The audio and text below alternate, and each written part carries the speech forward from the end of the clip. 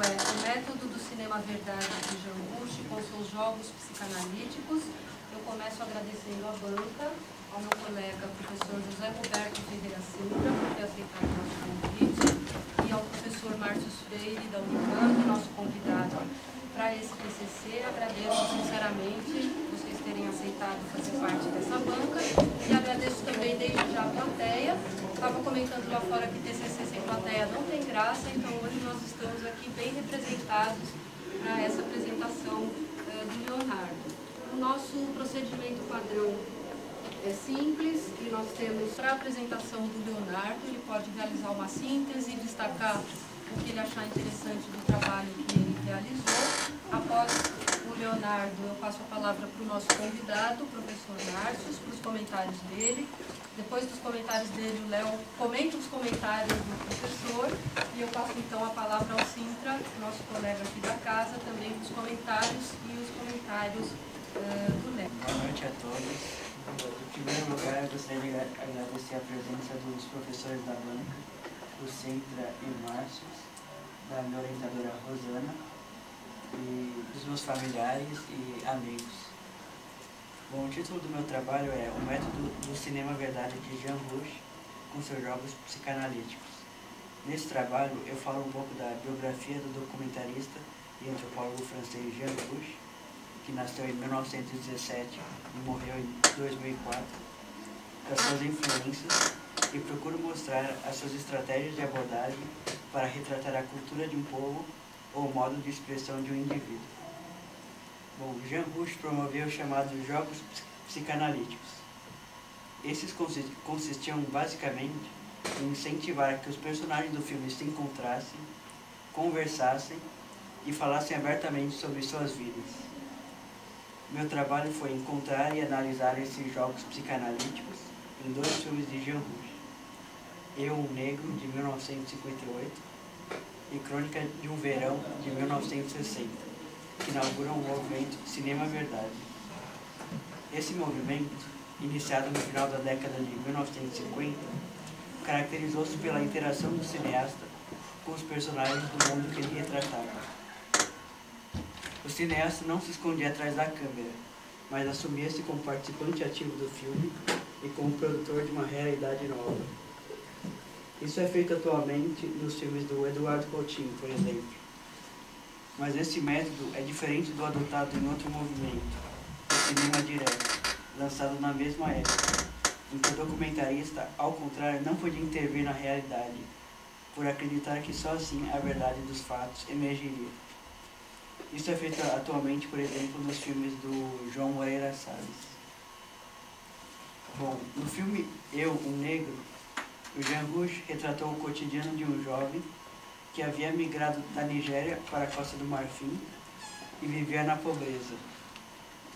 Rouch acompanhou a vida do jovem nos dias da semana, mostrando seu trabalho pesado como carregador de um porto, e no fim de semana, mostrando seu modo de se divertir na praia e nos bares.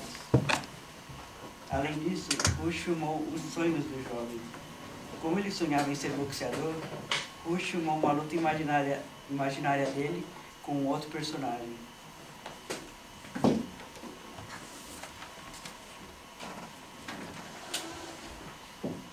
Bom, nessa época, ainda não existia equipamento que permitisse que o som ambiente fosse captado com eficiência.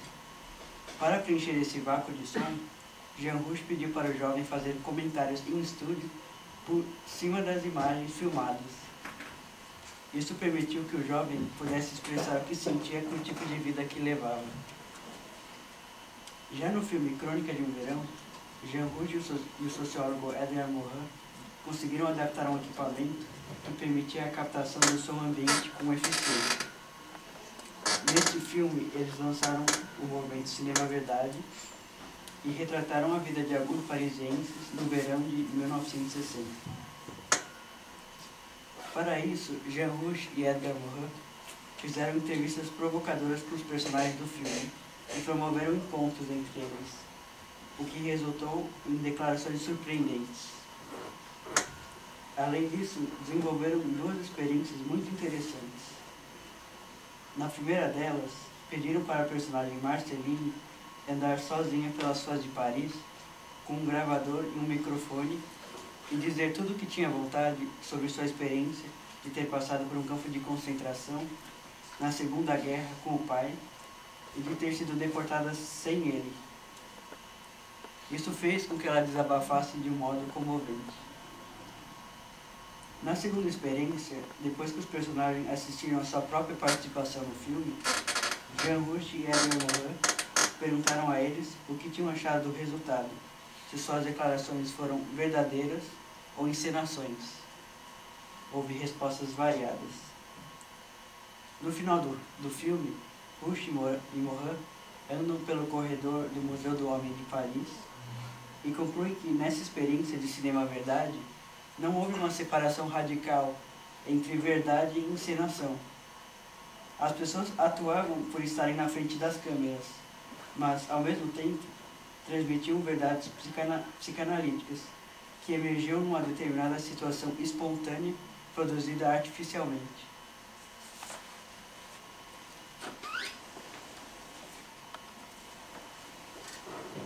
Bom, o mérito de Jean Rouch foi conseguir narrar de um modo bastante vivo as histórias de um povo ou de um indivíduo num certo tempo e espaço. Essas histórias resvalavam para problemas sociais. Rouch conseguia, mesmo por isso, seus filmes são importantes documentos históricos e antropológicos de manifestações humanas. Por fim, como lições que poderiam ser extraídas para a prática do jornalismo, Rouch ensina as vantagens de se desvincular de ideias pré-estabelecidas ao retratar uma cultura ou um indivíduo, pois isso impede que a abordagem do fato tome a forma da visão prévia do jornalista sobre o assunto e possibilita a emergência de visões múltiplas. Este método era diferente do praticado por alguns cineastas nas décadas de 1920 e 1930, como o Ziegler Bertol e o John Grierson, que, durante a edição, acoplavam os fatos às suas ideologias, respectivamente comunista e capitalista. Também esse não deixa de ser um método válido em algumas ocasiões, se o objetivo for defender alguma ideia por meio de argumentos científicos. Rouch ensina também a respeitar as pessoas e as culturas retratadas e dar voz a elas, deixando-as se expressar livremente, sem encaixá-las em estereótipos, que são simplificadores. Ensina a fazer a investigação de um assunto com rigor científico, sem pressa, e expressar os conteúdos poeticamente. Nos dias de hoje, em que, de modo geral e por motivos diversos, as matérias dos jornais e telejornais brasileiros parecem andar tão burocráticas, tão pouco críticas e criativas, as lições do método de Jean Rouch adquirem muita importância. É isso. Obrigada, Léo. Eu passo então a palavra ao professor Márcio para os seus comentários.